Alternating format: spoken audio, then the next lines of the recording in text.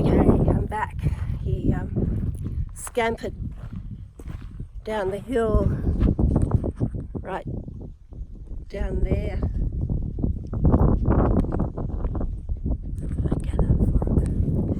Anyway, so it's amazing. So when I look at myself and all my girlfriends out there, we all came from somewhere else. It was all us who moved, hey, you know. So anyway, so yeah, so I've stopped here at this beautiful area near Tennant Creek, and before I actually go through that mountain range behind me, I'm a little bit nervous because I'm going to hopefully start to recognize places. And you know, it's a long time ago, what, 84, 30 years ago, 35 years ago, that's a long time ago.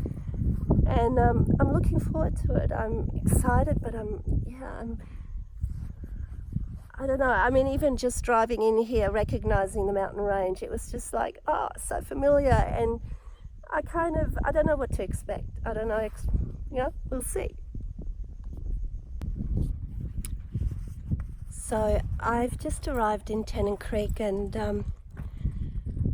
I thought I'd make a little video because basically from Tennant Creek onwards we're going into what I used to call my stomping ground. I used to work in a roadhouse not far from here, and I'm actually going to stop at Barrow Creek Roadhouse, which is the roadhouse we used to go to after work finished at Tea Tree, 200 kilometres down the road. And on a Saturday evening we'd go and catch up with the owners there and the staff there, and we'd have a night and either crash in our cars or drive back drunk. Anyway, so the feeling of coming back to this area, because I lived in Alice Springs for around 10 years, and so from 74 to 84, and Alice Springs is a place where I had a lot of my firsts. I had my first job there. I went to high school there for the first time. I had my first kiss there. Kelly Burns, I remember. And I also had my first lover there. And it was also the place where I left home and then eventually travelled away from Alice Springs. And I was listening to a podcast, a TED Talk this morning on the way up here while I still had internet. And he was talking about DNA mapping around the world. And he mentioned that in actual fact, it was mostly women who emigrated from their place of birth, and it was easier to track women's DNA than it was men's because,